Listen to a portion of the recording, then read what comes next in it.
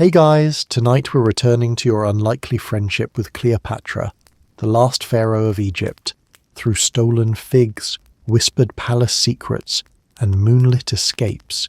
You'll see Cleopatra not just as the queen of legend, but as the woman behind the veil, with you, always nearby. Welcome back to Bedside Biographies, and to another chapter in our Unlikely Friendships for Sleep series, a soothing blend of imagination and history, where you're not just learning about legends, you're living beside them as their lifelong best friend.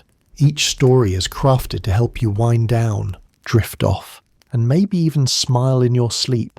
If these stories bring peace to your night, a small click on like and subscribe means the world to us and helps us keep creating more. And tell us in the comments where and when you're listening from. We love hearing from our growing circle of dreamers each night. So take a breath, let the stars settle overhead, and let the noise of the world fade as you fall asleep to one of your most unlikely friendships, the kind that never happened until now. The Fig and the Fortune. 51 BCE, Alexandria, Egypt. It was the spring of 51 BCE. Alexandria smelled like cinnamon, sea salt, and political instability. You were 15, which in Ptolemaic Egypt meant you were old enough to translate scrolls, light incense in 3 languages, and attend royal banquets where no one made eye contact unless they were plotting your removal. You were also, more importantly, in charge of the palace fig baskets, which, while not prestigious, did give you access to the royal garden, and to Cleopatra. She was 17, barefoot, already fluent in 9 languages, and completely unbothered by the fact that half the court expected her to fail. You first met when you caught her stealing your best fig. "I needed it," she said, chin high, "for science." "Science?" you asked, arms crossed. "Yes," she said, peeling it delicately. "To prove I can bribe the astrologer without using gold." And then she winked. Winked. At you. That was it. You were doomed.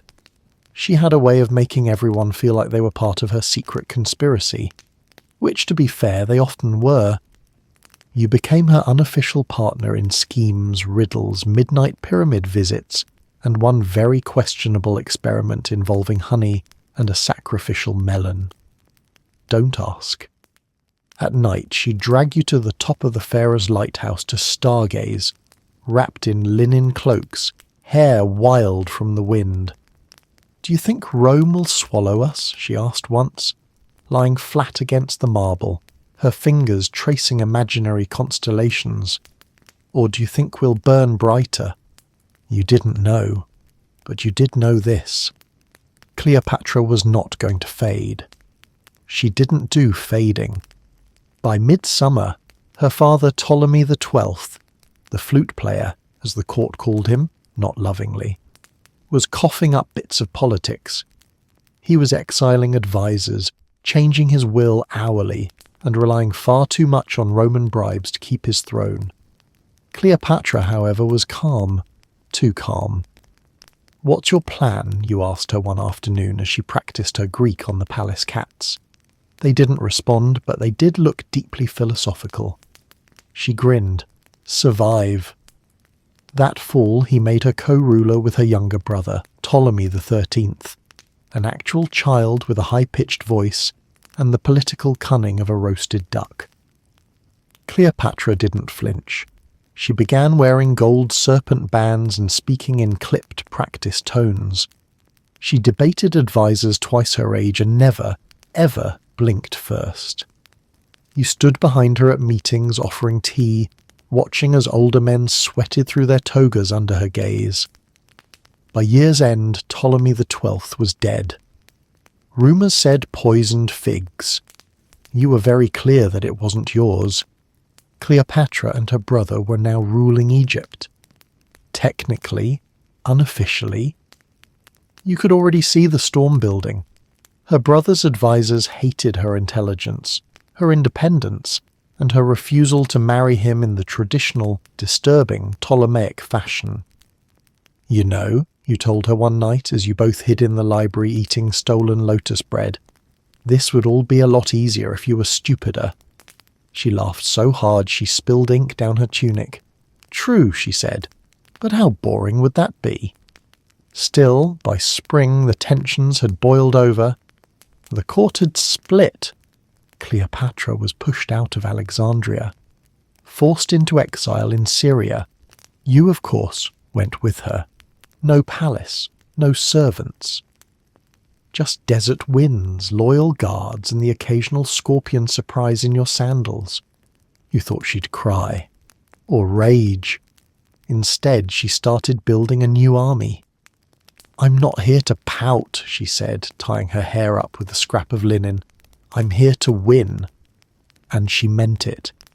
You helped draft letters to foreign allies, sketch troop movement plans in the sand, and translate diplomatic insults into proper Greek. Every day she trained, spoke, persuaded. Then came the news. Julius Caesar had arrived in Alexandria. Good, she said, eyes sparkling. Let's go meet him. In your condition, you asked? We have no city, no allies, no makeup. She turned to you, regal and sunburned. I don't need makeup, she said. I have drama. You were still arguing when she called for the rug. Yes. That rug. You helped roll her into it. You're still not sure how she convinced the guards to carry it in, or how she breathed. But she emerged, dishevelled, dusty, dazzling. Caesar stared, blinked, and history cracked open like a fig in summer. You were there for all of it, watching the world tilt, watching your best friend play politics like it was music, and realizing, perhaps for the first time, that she wasn't just going to survive this, she was going to own it. The Roman and the Crown, 48 BCE, Alexandria, Egypt. Cleopatra meets Julius Caesar. The night before she met Caesar, Cleopatra made you practice Roman small talk while she soaked in goat milk and shouted instructions at 3 overworked attendants. What do Romans even talk about? She demanded, scrubbing her feet like she was preparing for battle. Taxes, you said. She winced. Ugh! Number what else? War. Victory. Pasta? That's Italian, she muttered, and several centuries too soon. You tried not to laugh, and she wasn't nervous, not exactly. But you'd only seen her this focused once before, when she tried to beat Ptolemy in a game of court bocce and nearly beheaded the referee for sand interference. That night you helped wrap her in the rug. It was a good rug, expensive, the kind you only walk on if you've never paid taxes in your life. As 2 palace guards hoisted it up, trying to pretend they weren't smuggling a queen, you whispered, "Try not to sneeze." She grinned and whispered back, "Try not to faint." Moments later, she vanished into history. You watched from a courtyard colonnade, heart racing. The guards carried the rug past Caesar's men into the echoing halls of the palace. You couldn't see inside, but you imagined the moment.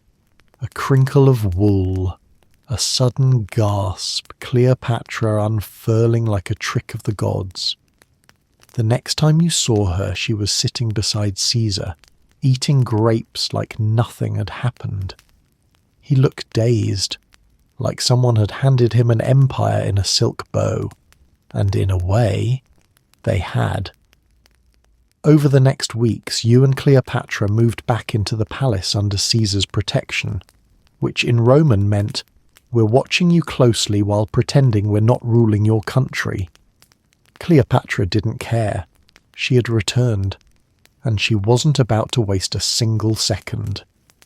I don't need to win a war, she told you as she reclined on a velvet divan, casually feeding a trained ibis a sliver of mango. I just need to win the moment. And win she did.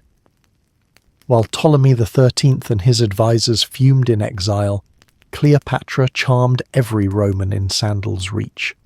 She debated philosophy over pomegranates, quoted Homer with perfect meter, made Caesar laugh, which frankly was terrifying. You attended every banquet, every council, every whispered midnight walk along the palace terrace.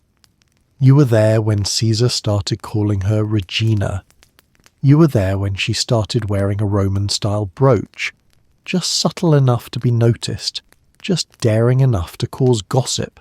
And you were there when the gossip turned to violence. Ptolemy returned with his army. Caesar stayed. And suddenly Alexandria wasn't a city anymore. It was a chessboard, with blood on the marble. The siege of Alexandria began in the autumn.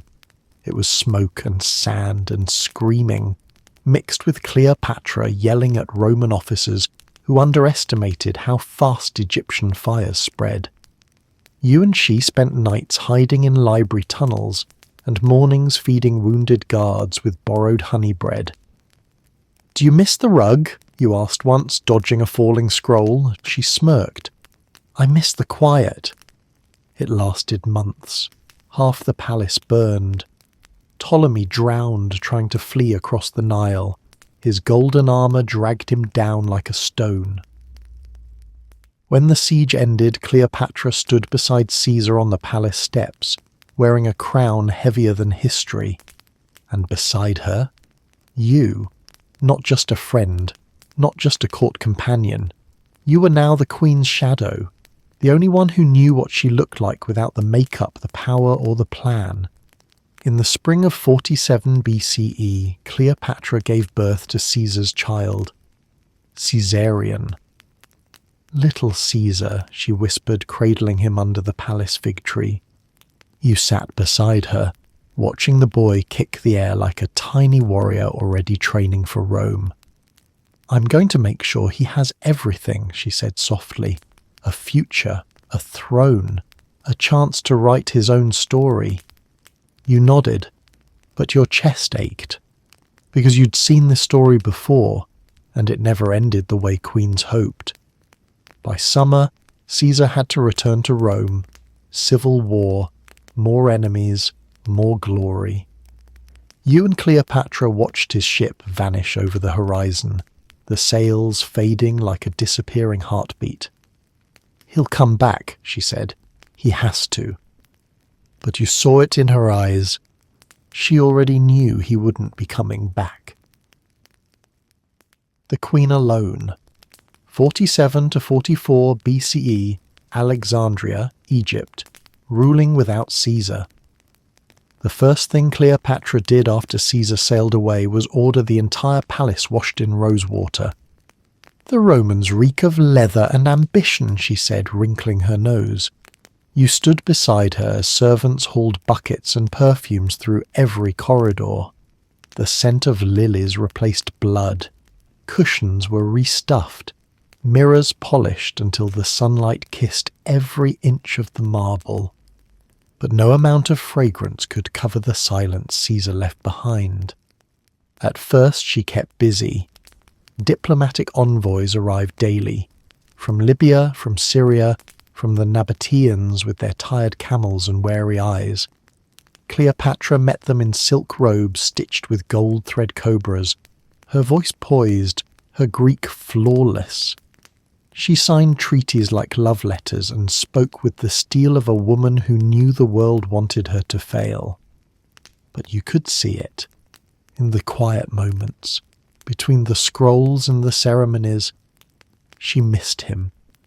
Not just for love, if there had been any real love, but for what he represented. Protection, power, Roman legitimacy. Without Caesar, Cleopatra was once again just a queen of Egypt, and Egypt, for all its splendor, was wobbling on a knife's edge. Ruling alone came with new headaches, plots inside the palace, rumors of assassination, advisors defecting, Rome watching. You stayed closer than ever. You ate what she ate, slept when she slept, tested her perfumes and her wine for poison with a silver-tipped reed dipped in each glass. More than once you found a servant in the wrong wing at the wrong hour. Once you found a hidden dagger under a physician's robe. Cleopatra said nothing.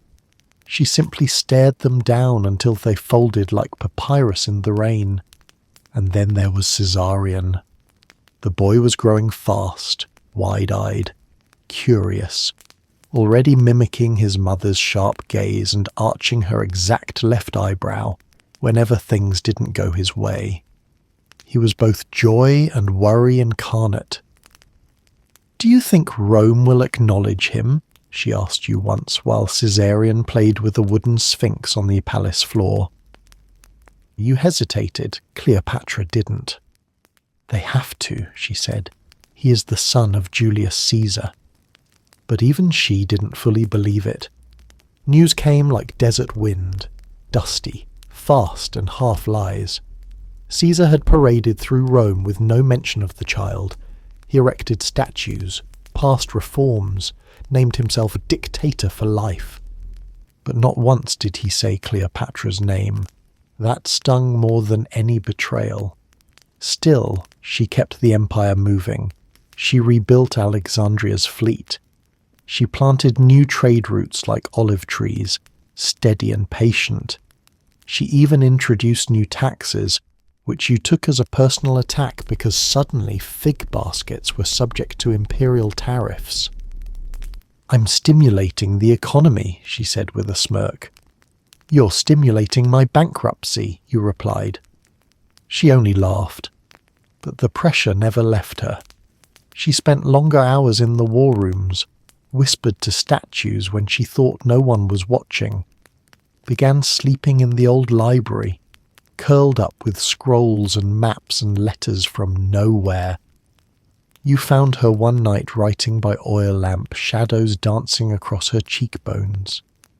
"Do you ever wonder what the gods think of all this?" she asked. You shrugged. "They're probably betting on us." She smiled a tired, crooked smile. "Then let's make it worth the gamble." In 44 BCE, news came from Rome. Julius Caesar had been assassinated, stabbed dozens of times on the Senate floor. It was the first time you saw her break. She didn't scream, didn't cry. She just stared, then stood, walked to her chamber, and shut the doors for 3 days. On the 4th, she emerged in black linen, her hair unbraided, not dishevelled, just real, raw. You tried to comfort her. She let you hold her hand for a minute before pulling away. "They killed him," she whispered, "and now they'll come for me." She knew the game had changed. Caesar had been her shield. Now Rome was a beast without a leash, and she was a crown without a patron. But instead of retreating, Cleopatra made a choice. She threw a banquet, not a small one, the banquet of defiance, the scribes would later call it. 1,000 lanterns, dancers from Thebes, musicians from Syria. Papyrus poems set aflame and sent drifting across the Nile. She stood at the head of the feast, flanked by Caesarion and you, wearing a cobra-shaped headdress taller than any you'd seen. She raised a goblet and said, "Let Rome know I am not their widow. I am their equal." And the court erupted. For that one night you believed it too, that she could outmaneuver the world, that beauty, brains, and a backbone of fire might actually win, that maybe, just maybe, the gods were betting on Cleopatra after all. Scrolls, Spies and Serpents, 43 to 42, BCE, Palace of Alexandria, Power, Paranoia and Palace Games. The thing about ruling an ancient empire is that you're never really alone. You're surrounded, always, by courtiers, cooks, astrologers, foreign emissaries, flute players, herbalists, cousins, not-so-distant cousins, guards who pretend not to listen, and spies who pretend they're not guards. And Cleopatra? She knew every one of them by name, and more importantly, who they worked for. "I don't rule a court," she told you one afternoon as you helped her select earrings shaped like hawk talons. "I rule a theatre." "Then I suppose I'm the costume designer?" you asked. She smirked. "You're the only one who knows when I'm actually acting." After Caesar's death, the air inside the palace changed. It was subtler than a coup, quieter than a revolution. But it was there. A creeping hum under the marble, whispers in the spice corridors, servants who flinched when you said their name. Cleopatra began waking in the middle of the night to write urgent notes by lamplight, then burn them. "Do you trust anyone here?" you once asked her. She didn't even look up. "I trust you. That's enough." And you knew it wasn't just flattery. It was necessity. There were assassination attempts, 4 that you stopped before lunch one week. One involved a poisoned ring, another a tray of sugared lotus roots laced with arsenic. The third came disguised as a poet, and the 4th was a priest with a suspiciously heavy incense burner. She handled each with eerie calm. One morning she caught an informant hiding inside a decorative sarcophagus. Instead of having him executed, she ordered him served breakfast and interrogated over tea. The man spilled everything before the bread was warm. "You catch more spies with honey than with hanging," she said as you stared, half in awe, half in existential dread. To distract the public, she reopened the royal library. It was a brilliant move. Rebuilding Alexandria's intellectual crown was both symbolic and strategic. Clever rulers look wise, and wise rulers look eternal. She installed you as director of scroll management, which was mostly code for "make sure none of this catches fire again." You hired scribes, scholars, translators, and one suspiciously enthusiastic bat enthusiast named Monophilos, who insisted bats were just misunderstood birds. By day, Cleopatra would visit in disguise, simple linen, no jewels, and wander the halls like a curious student. By night she held salons under torchlight, debating philosophy, medicine, and which goddess had the best sense of humour. She was partial to Bastet. The library became more than a place. It was a strategy. It sent a message. Egypt was not fading. Egypt was thinking. Still, the threat from Rome loomed large. Octavian, Caesar's adopted son, and barely more than a teenager, was consolidating power. Mark Antony, Caesar's former general, was fighting for control. Cleopatra weighed her options like a queen at chess. She sent a scroll to Antony, just one, inked with purple dye, signed with her seal, a cobra devouring a fig. "She'll charm you to death," it said, "and if you're lucky I'll let you watch." You nearly dropped the parchment. "You can't send that," you gasped.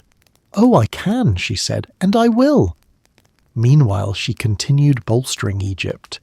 She reorganized grain shipments, commissioned new warships, and declared a tax holiday for artists and philosophers. You briefly considered taking up pottery just for the perks. She also began rewriting parts of her own official biography.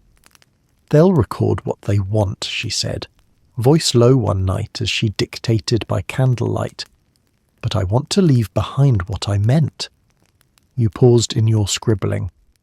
"What did you mean?" you asked. She tilted her head. "That I ruled as a woman, but not as a weakness. That I loved, yes, but never blindly. That Egypt was never just gold and temples. It was ideas. It was will." She looked up at you then, eyes dark, tired, still sharp. "Make sure they remember that." Then came the serpent. Not a metaphorical one, a real one. Slithered right into her private chamber during a thunderstorm. No one knew how. You arrived just in time to see her standing barefoot on a carved stool, throwing pomegranates at it. You froze. "Do I kill it?" "No," she said, calm again. "We'll make it a symbol." "You're naming it?" "I'm weaponizing it," she corrected. She ordered artists to sketch its silhouette. It would become the new palace motif. Snake rings, snake tiaras, snake embroidery. "They already call me dangerous," she said, tracing the curve of its body on parchment. "Let's give them a reason."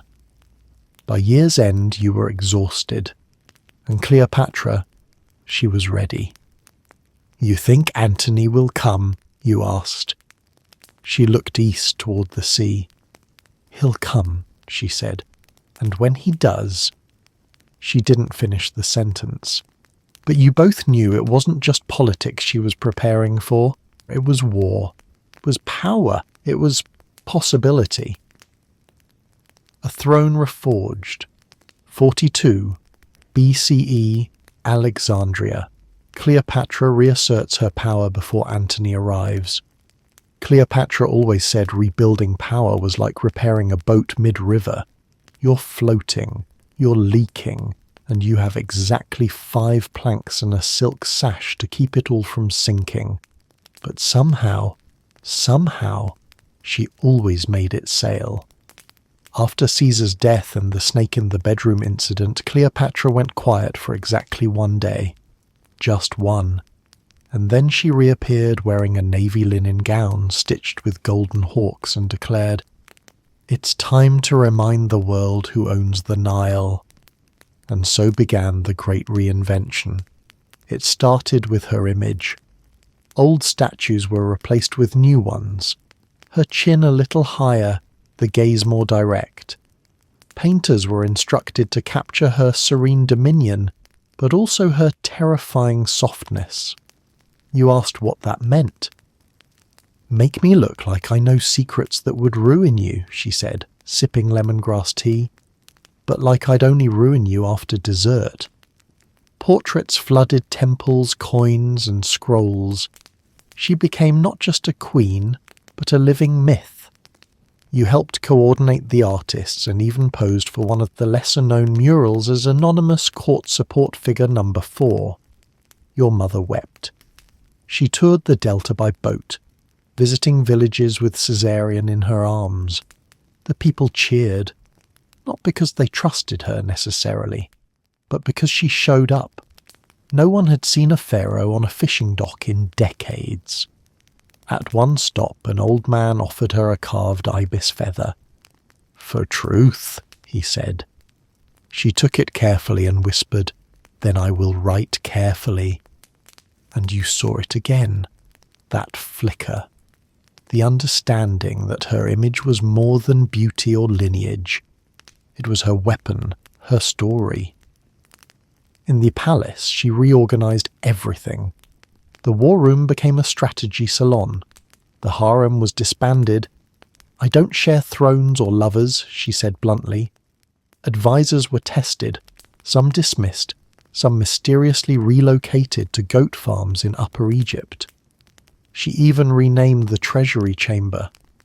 "From now on," she declared, "this is the temple of clever accounting." You snorted, she grinned. "You joke," she said, "but nothing funds dreams like competent bookkeeping." Caesarion grew quickly, already mimicking his mother's sarcasm and her ability to appear simultaneously fascinated and completely bored by visiting dignitaries. At one banquet, he asked a Roman trader, "Why does your hair smell like ships? You nearly choked on your grape." Cleopatra beamed. There were marriage offers, dozens. Kings, nobles, obscure Macedonian princes with good cheekbones and bad dental records. She rejected them all.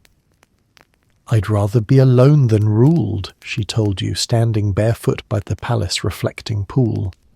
And you knew she meant it.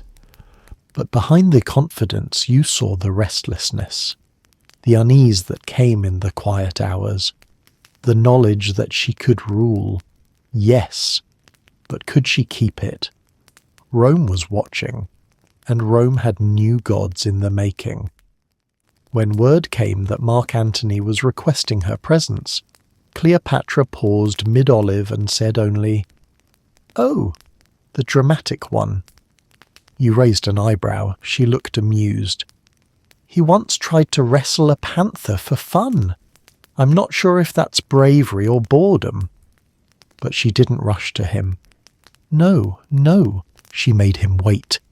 Instead of travelling to meet Antony in Tarsus, she summoned her fleet, selected her silk, consulted the stars, and prepared a performance. "It's not a meeting," she said. "It's an arrival." You helped oversee every detail, the perfume that would drift ahead of the barge, the musicians who would play as the oars hit water, the golden sails, the silver-plated deck, the purple canopy under which Cleopatra would recline, dressed as Aphrodite herself. "What if he thinks it's too much?" you asked. She arched a brow. "Then he's not enough." The barge left Alexandria as the city watched, stunned. Even the pigeons seemed impressed. "And you?"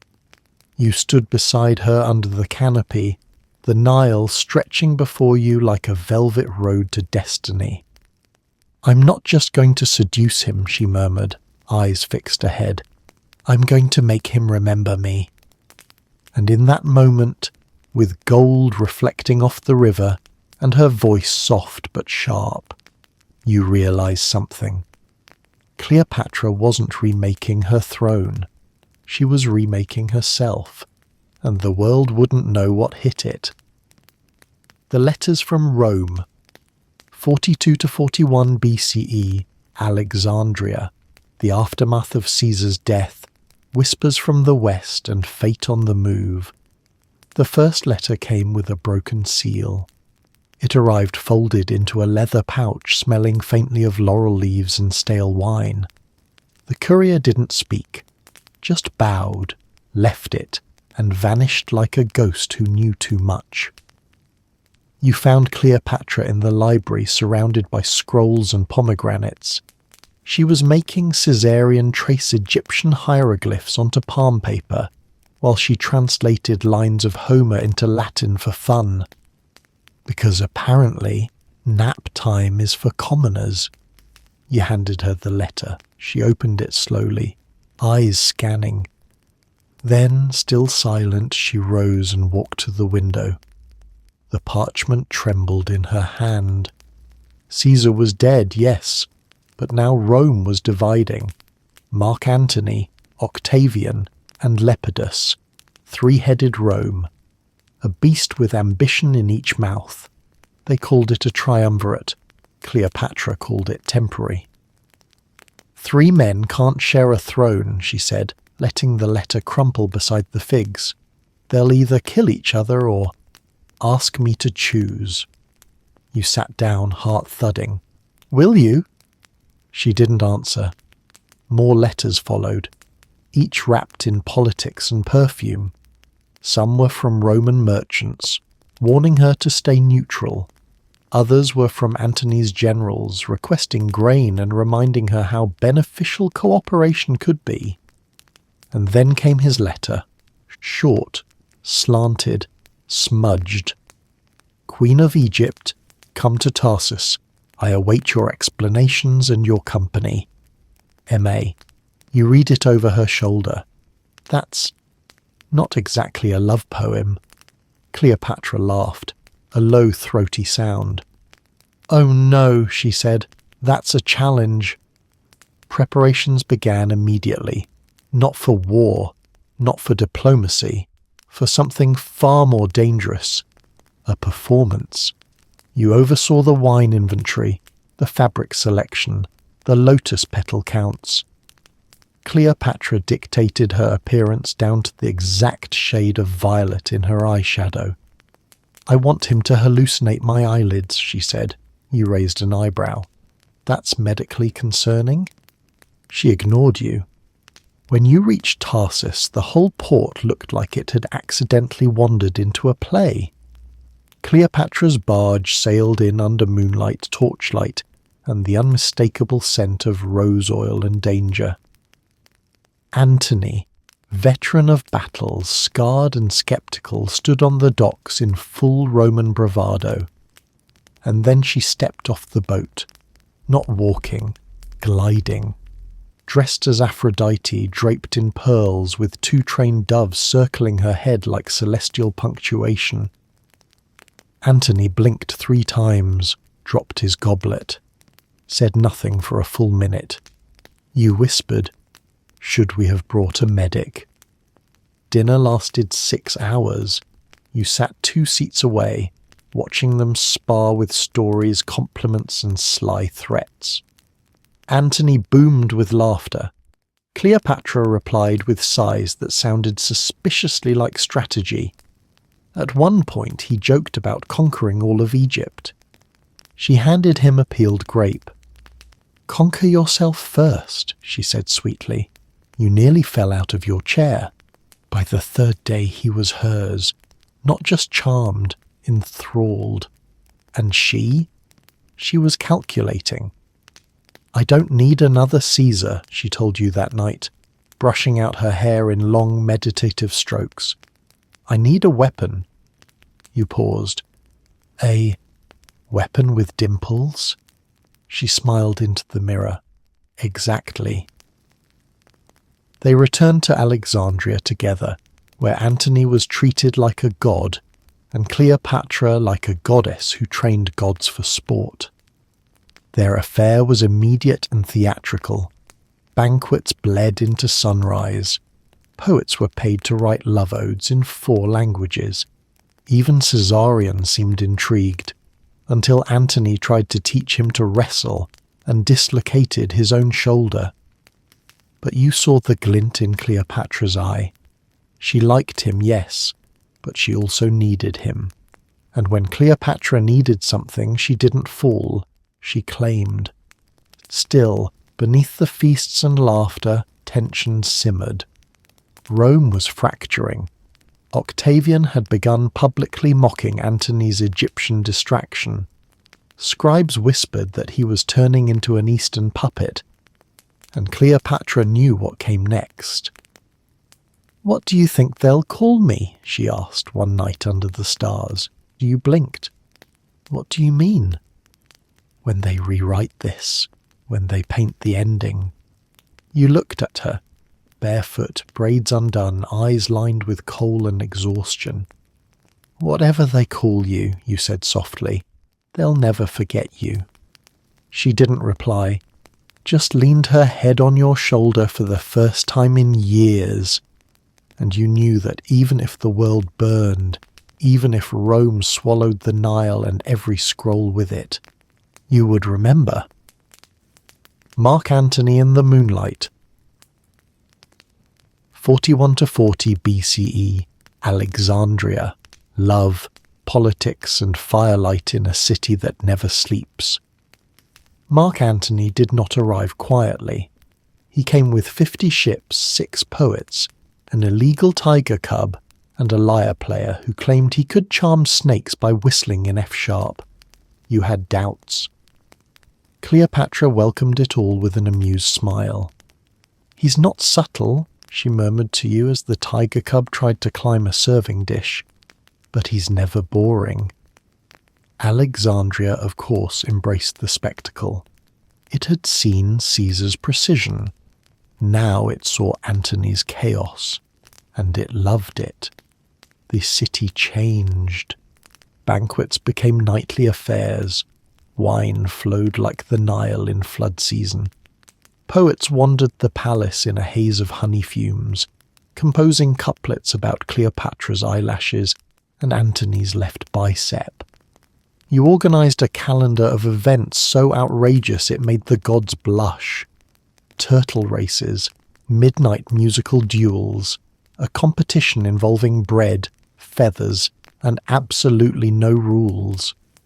And through it all, Cleopatra and Antony flirted like it was an art form.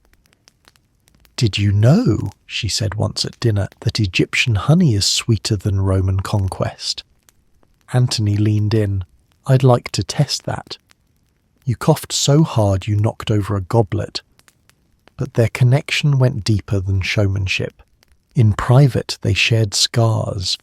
You heard them late at night, talking about betrayal, loneliness, and the weight of wearing power like armor.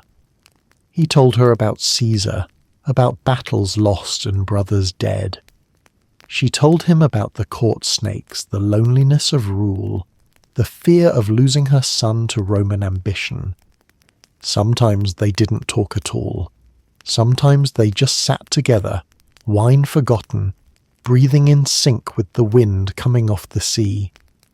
Then came the children, twins, a boy and a girl, Alexander Helios and Cleopatra Selene, sun and moon.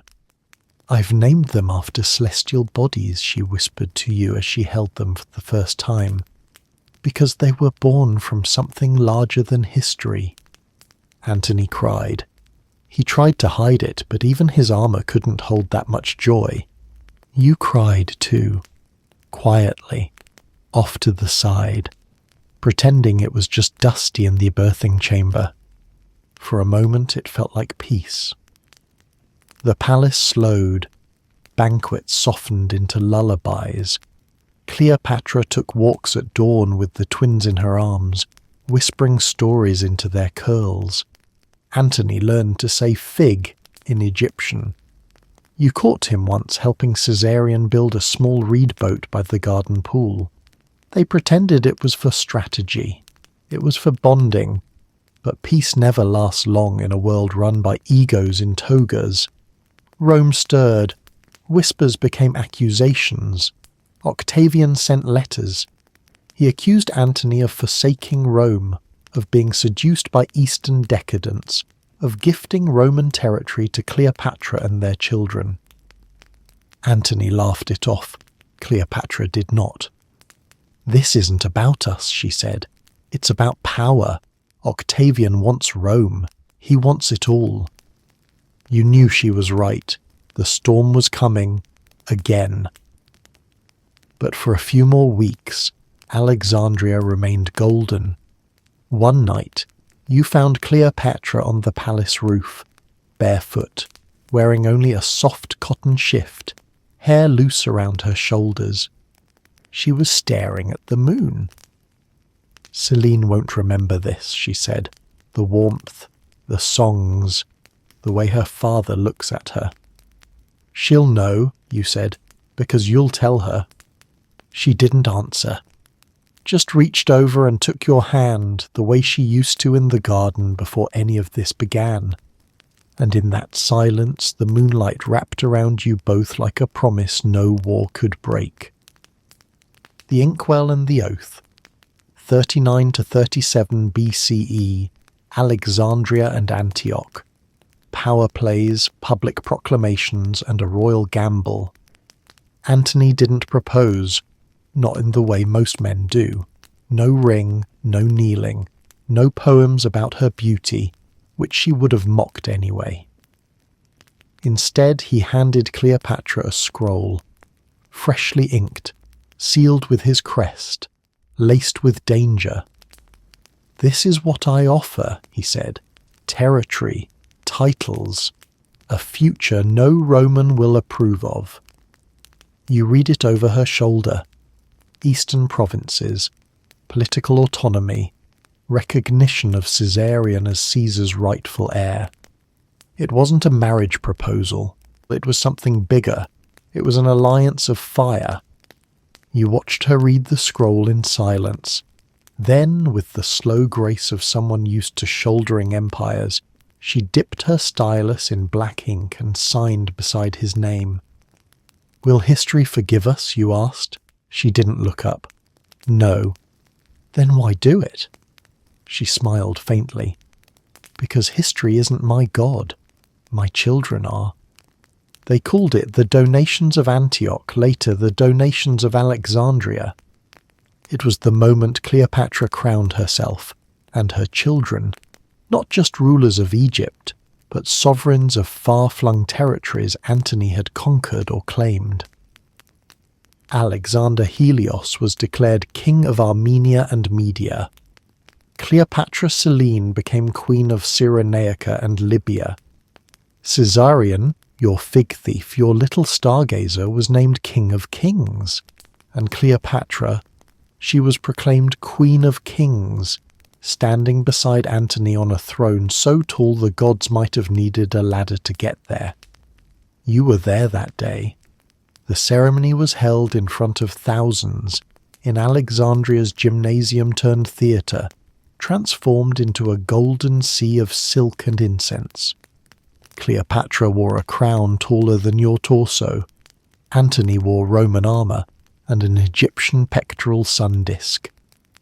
The crowd roared, the drums echoed, the children waved from their miniature thrones like tiny suspicious monarchs. And you? You stood in the shadows, heart pounding, watching the moment that would either change the world or destroy it. Rome, as expected, was not amused. Octavian exploded, called Antony a traitor, accused Cleopatra of witchcraft, seduction, and every sin from wine hoarding to weather manipulation. You're still not sure where that last one came from. Antony, meanwhile, doubled down. He sent Octavian a copy of his marriage contract. He sent Caesar's old soldiers letters signed, "From Alexandria with sovereignty." He even sent Cleopatra's favourite perfume to a Roman senator with a note, "May it help you smell power when it passes you." You advised against that one. In Alexandria, the tension hummed like a harp string about to snap. Cleopatra remained poised.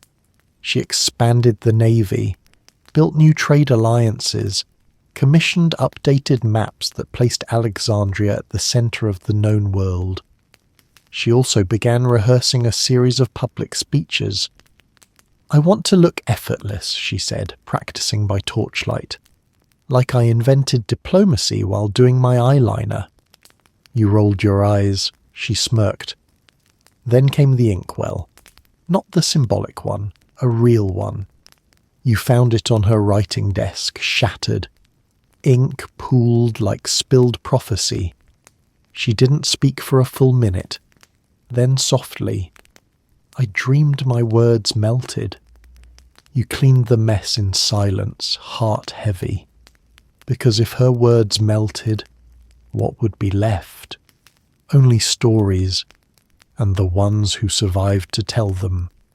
That night she wrote 3 scrolls and sealed them with wax. One for Caesarion, one for Selene, one for you. She handed it to you before sunrise. "Not yet," she said, "but one day." War was coming. You could feel it in the wind, in the rustle of linen robes, in the way Antony's smile thinned every time a messenger arrived from Rome. Cleopatra stood taller than ever. But you knew, beneath the golden brilliance, she was bracing for a storm. Enemies multiply. 36 to 32. BCE, Alexandria and Rome. Rising tensions, Octavian's campaign, and Cleopatra's last gambits.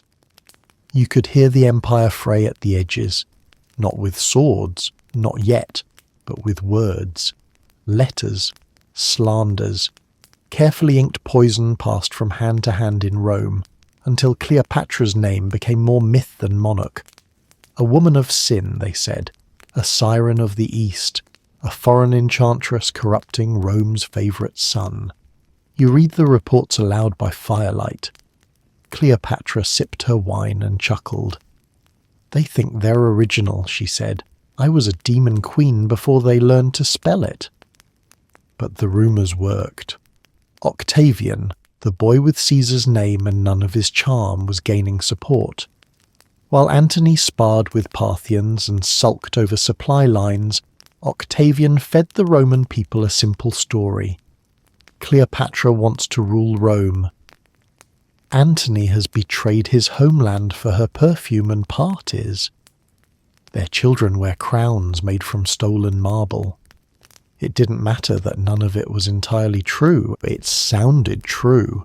And in politics, that's often enough. In Alexandria, Cleopatra plotted. She met with strategists, spoke to generals, sent coded messages to allies in Syria, Crete and Nabatea. You helped her construct escape routes, forge duplicates of royal seals, and memorize false identities just in case. "Do you think Octavian really wants me dead?" you asked once. She raised an eyebrow. "He doesn't fear your throne." A pause. "He fears your story."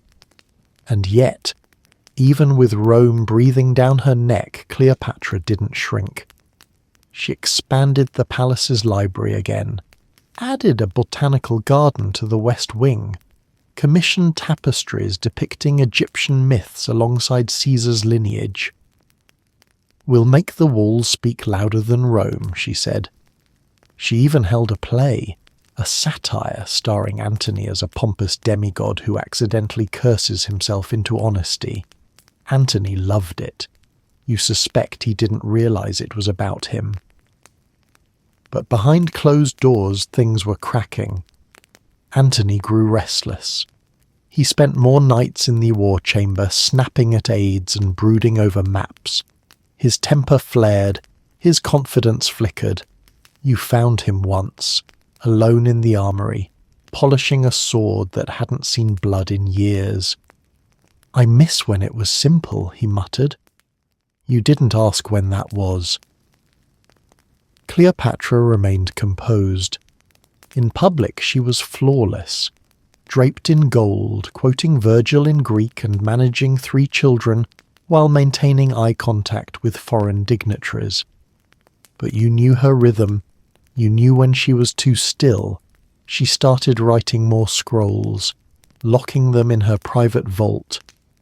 Once you caught her watching the children from the shadows, Caesarion practicing fencing, Helios and Selene playing with painted pebbles in the garden. Her face was unreadable. Rome declared war in 32 BCE, not on Antony, on Cleopatra, by name. That had never happened before. Rome had never declared war on a woman, on a queen. But Octavian was clever. He didn't want to make Antony a martyr. He wanted to make him a fool. And the best way to do that was to turn Cleopatra into the enemy. She held an emergency council in the moonlit library. You were there, seated beside her as maps rustled and tempers flared. "This isn't just war," she said calmly, "it's theatre, and Octavian is stealing our script." "So rewrite it," you said. She nodded slowly, then stood, and declared her final campaign. The fleet was prepared, gold-plated, armed to the teeth, pilots trained, secret signals designed. Cleopatra even had mirrors installed in command rooms, so every general would see their own face beside hers as they made decisions. "Because if they fail," she said, "they'll remember who they disappointed." You weren't sure if that was inspiration or a threat. Both, probably. The night before they left for Actium, you found her alone in the temple corridor, placing a single lotus blossom at the foot of an old statue of Isis. "She ruled through magic," Cleopatra said. "I ruled through will." You stood beside her in the silence, and for the first time you saw the weight not just of a queen, but of a mother, a lover, a daughter of dynasties, and a woman who knew she might not return. Hearts in the harbour. 31 BCE, Alexandria and the coast near Actium.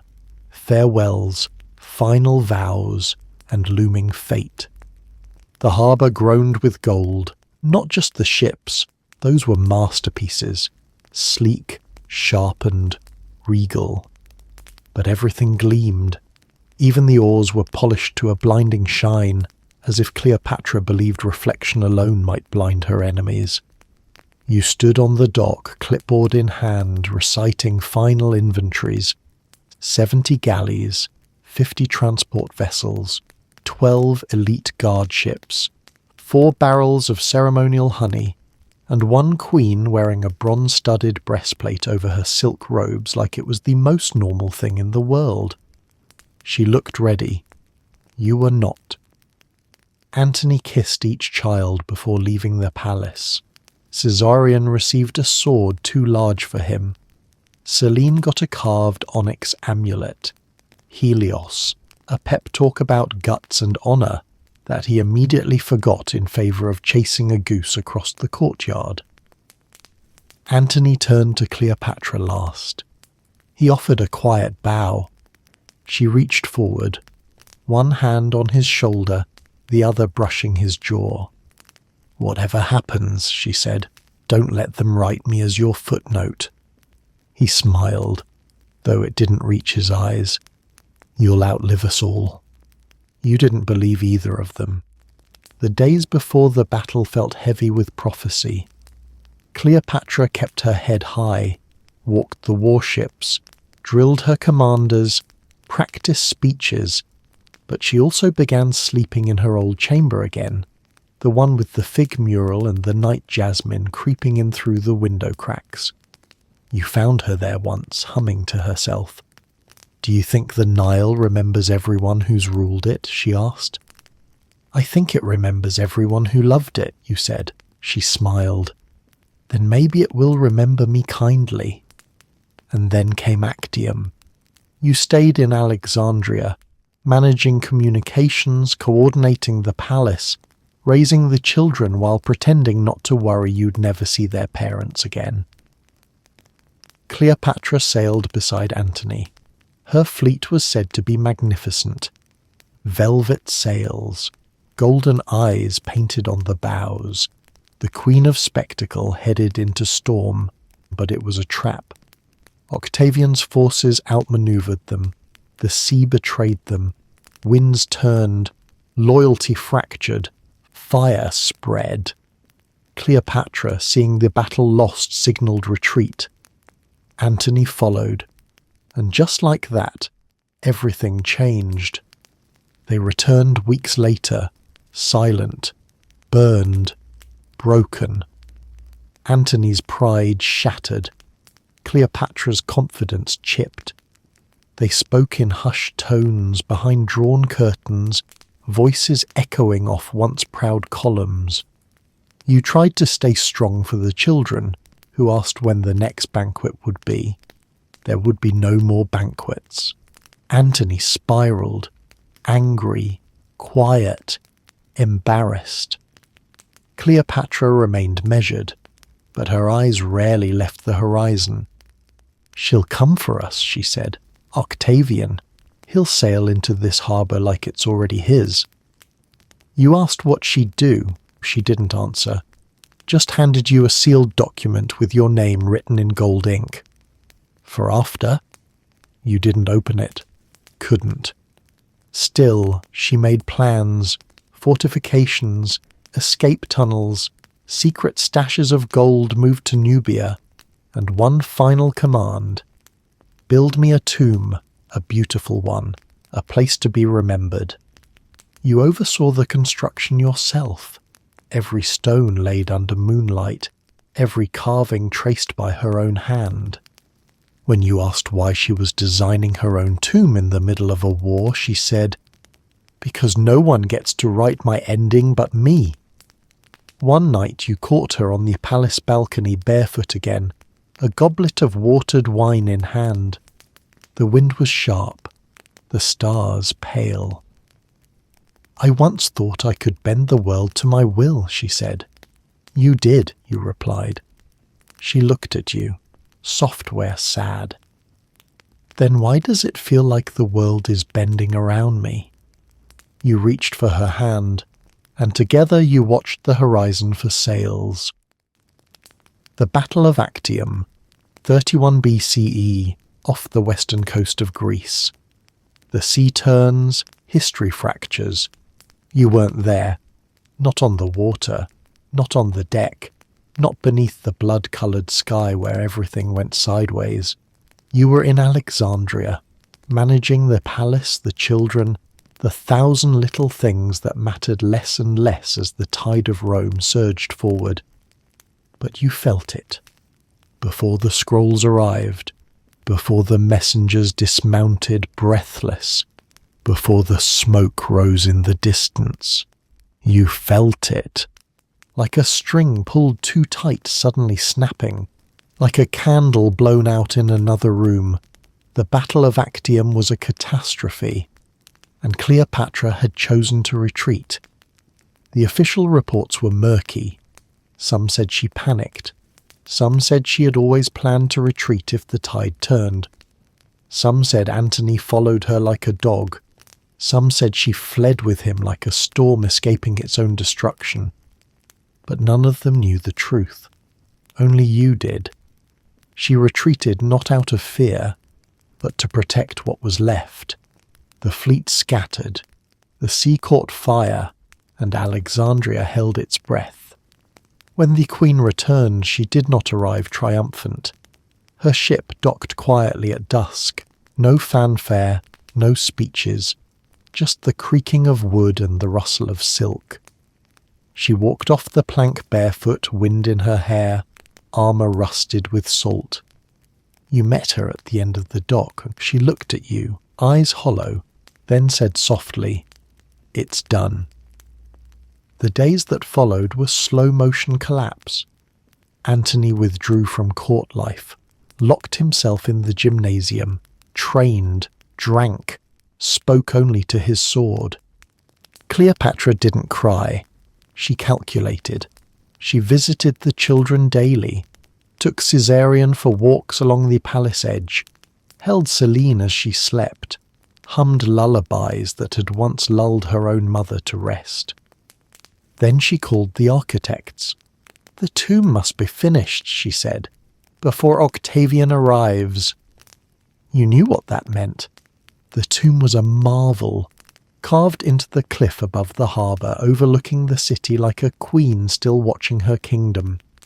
Inside, a chamber for Antony, a chamber for her, a vault of treasures, scrolls, symbols of reign, and a hidden passage that only you and she knew of, just in case.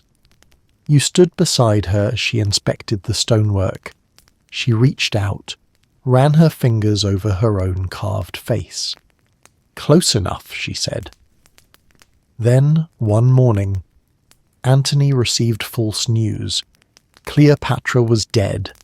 A trap, a rumour, perhaps a Roman whisper designed to break him.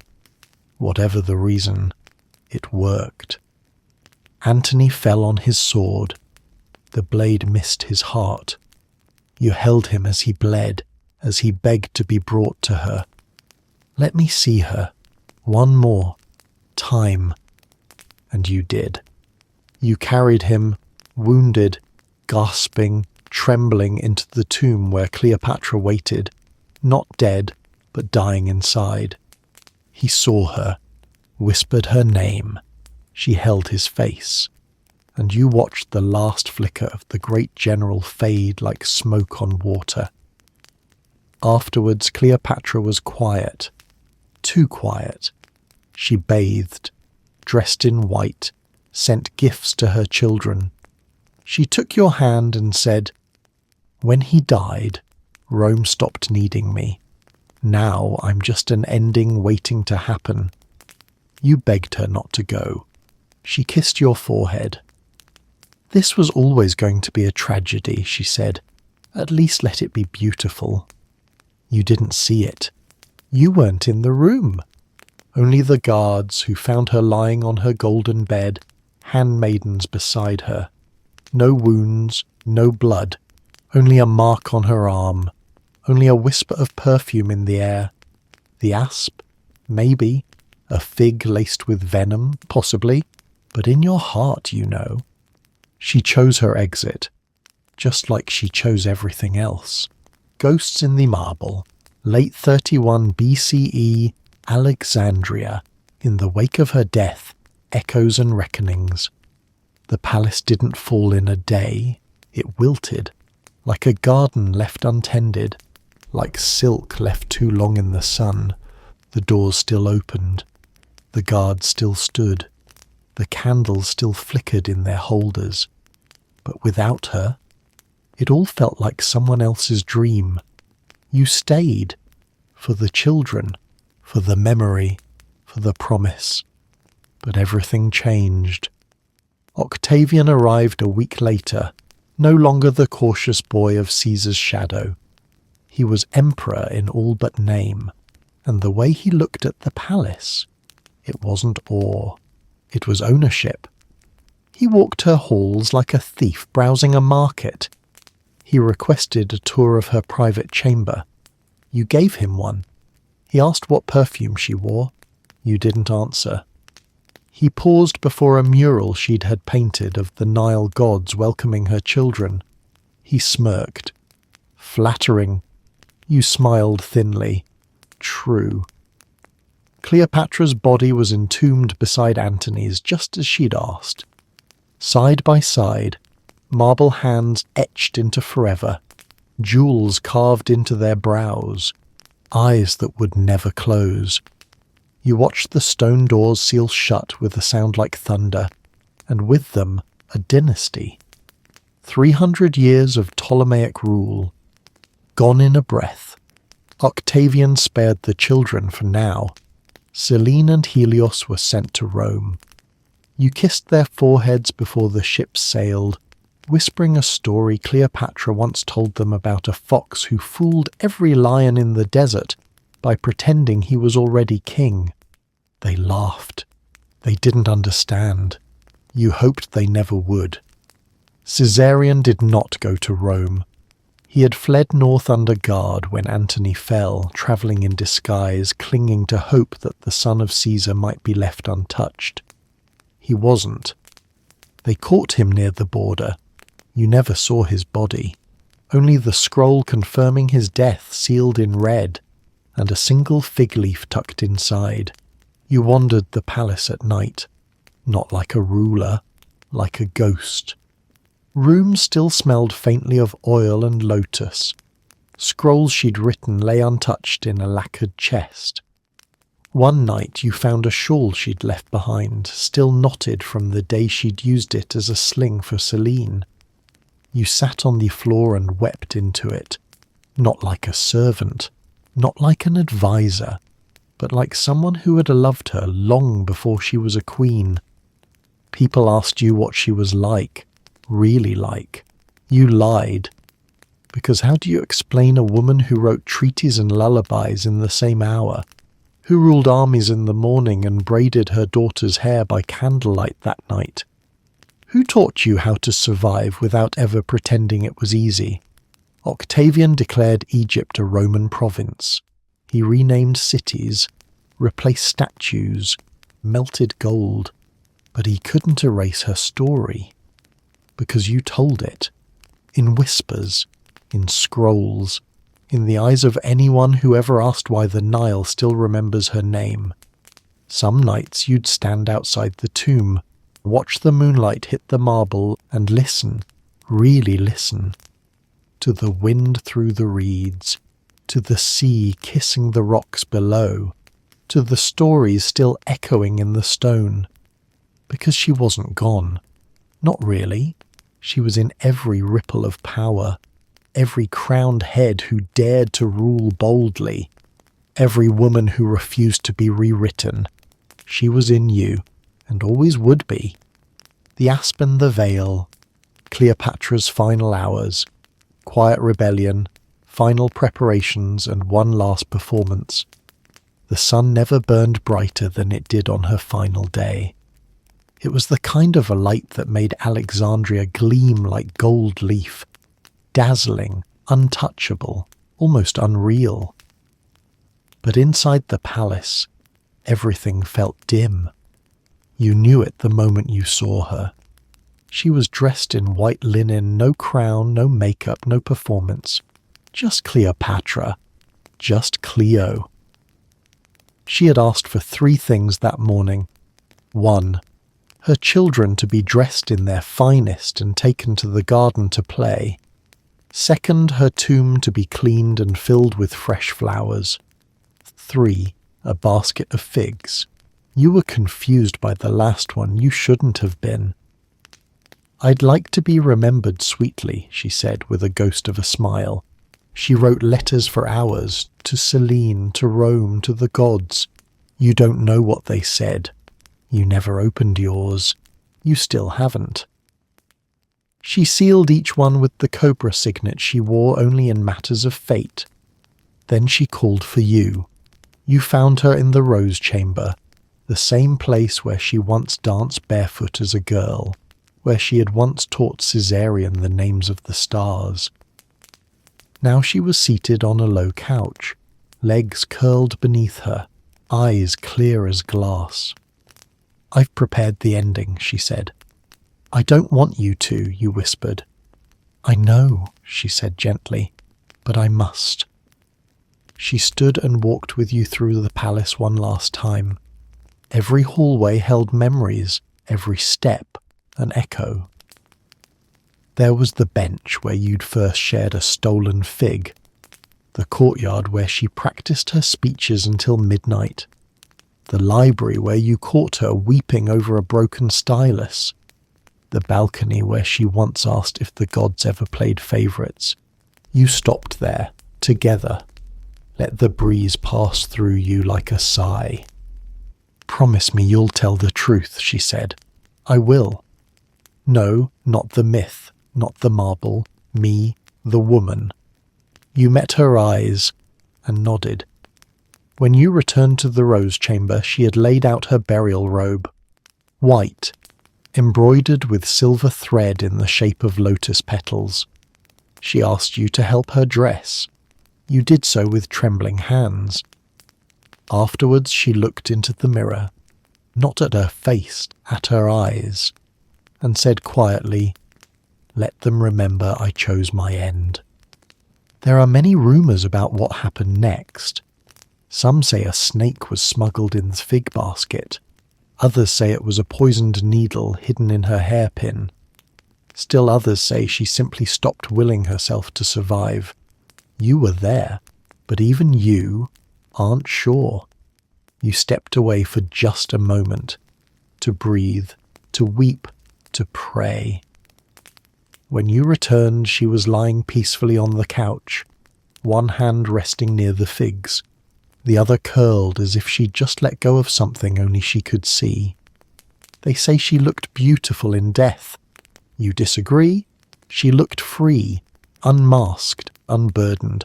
A queen, yes, but finally also just a woman. Tired, brave, done. You stayed with her until they sealed the tomb, pressed your forehead to the cool stone, whispered the words she once gave you when you were afraid. We are not the ending. We are the echo that stays behind. The room of no return. The sealed tomb, memory walls, and the moment the world let go. The tomb was carved from limestone and longing. Its walls were cool to the touch, even in the searing Alexandria heat. The chamber echoed slightly, as if the stone still remembered her footsteps. You had never stayed so long in a room meant for the dead, but you couldn't leave. Not yet. Not while the air still held the scent of lotus oil and ink. Not while her body lay only a breath away, dressed in silence. You placed her favourite necklace beside her, carved lapis, shaped like a scarab. She once said it felt lucky. You weren't sure if it was. Next, the scroll. The one she had written in the weeks after Actium. It wasn't a decree or a strategy. It was a confession, a recounting, maybe even a reckoning. The parchment crackled as you slid it beneath her fingers. Let history hear it from her, not just from generals and emperors and vengeful men with ink-stained hands. Beside her, Antony's body lay still. For all their fire, for all their theatre, they had come to rest side by side in the one place Octavian couldn't follow, Oblivion. The children were gone now, Selene and Helios sent to Rome, their futures uncertain, their names already reshaped in Latin. You had kissed them goodbye with a smile you didn't feel, whispered stories you half believed, and when Caesarion died, when that cruel letter arrived, folded once, twice, sealed with the stranger's symbol, you didn't cry, you shattered, but you did it alone, because there was no one left to watch. The tomb had no windows, only flickering lamps, only carved wings on the walls, Isis, Maat, Nekbet, goddesses who guarded more than just bodies. They guarded stories. You placed the final relic, her stylus, the one she had used to write treaties and lullabies, manifestos and myths. It was chipped at the tip. You hadn't dared replace it. She said it reminded her that even perfect power was fragile. You knelt, whispered her name, once, twice. A third time, each time softer, each time further away. Then you rose and stepped back into the world. Outside, Octavian's banners hung limp in the breeze. The city was quieter now. Fewer birds, fewer songs. The scribes had already begun rewriting the story. She seduced Rome. She fell for love. She poisoned herself out of shame. You wanted to scream. Instead, you wrote. You wrote everything. The girl who practiced debate with cats. The queen who sharpened her tongue like a blade. The mother who feared losing her children more than her throne. You wrote the truth, even if no one read it, even if it was buried alongside her, because someone had to remember her without marble, without myth, just as she was. The tomb became a forbidden site, closed to the public, guarded, hidden. But you went back every year on the same day. You'd bring a fig, set it gently on the stone ledge, and whisper, still sweet, still strong, still yours. The end of the Nile. Years later, memory, legacy, and the river that always remembers. The years passed like the river, slow at first, then all at once. You stayed in Alexandria longer than you meant to. At first it was duty, then mourning, then habit, then something like love. Not for the new city, it had changed. Not for the Romans, they wore their arrogance like armour, but for the stories buried beneath the dust, for the echo of her sandals in the marble halls, for the way the light still touched the columns at dawn the same way it did when she reigned. People began calling you a historian, a keeper of myths, a weaver of whispers. You let them. Because the truth was more fragile than any scroll, and someone had to carry it. You taught her story to travellers in disguise, told it in taverns over diluted wine, whispered it to children watching lotus petals float down the canals. They didn't always believe you. She didn't die for love, one boy scoffed. No, you said gently. She died because they wouldn't let her live with her own name.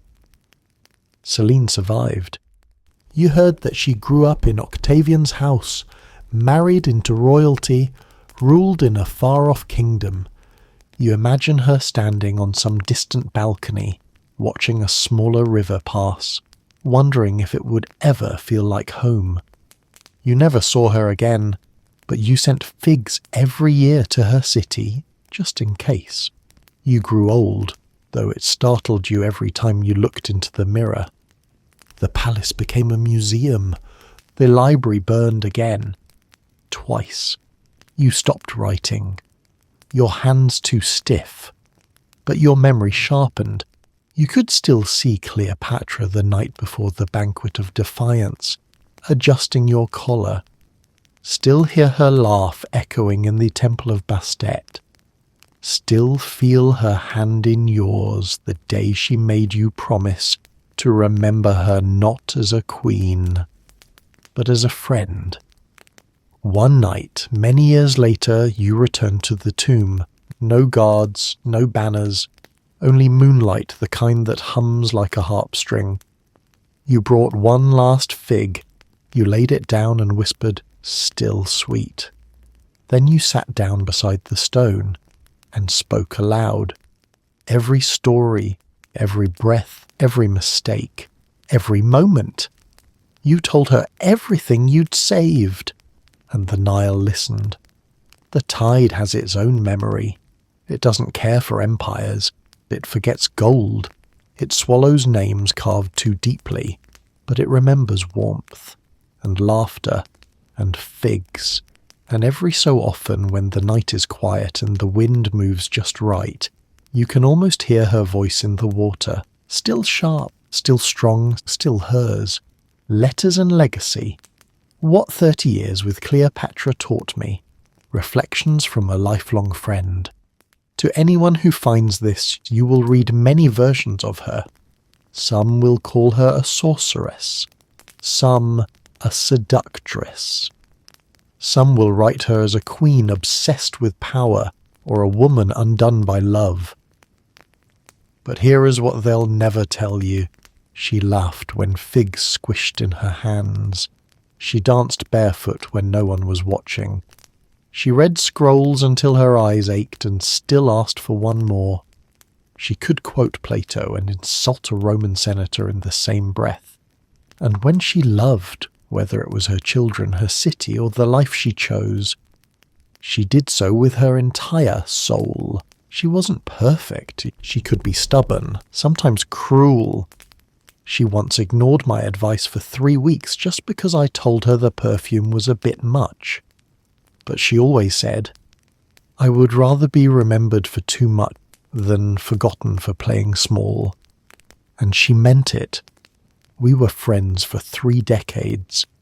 She trusted me with secrets, silence, and scrolls sealed in wax.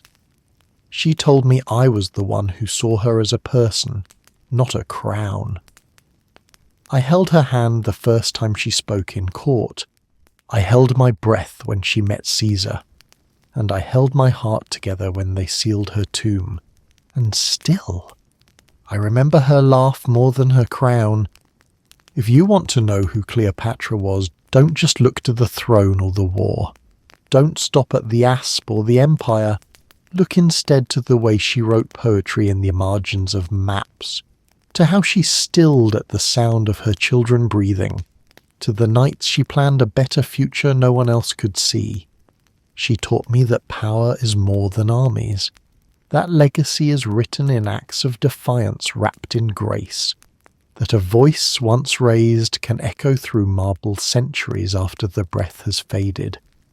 And she taught me that even when the world burns, you can still choose how you step through the smoke.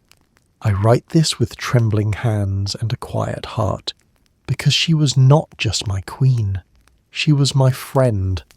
And long after Egypt forgets, after Rome falls, after scrolls crumble, I will still remember the girl who stole my fig and offered me the world in return.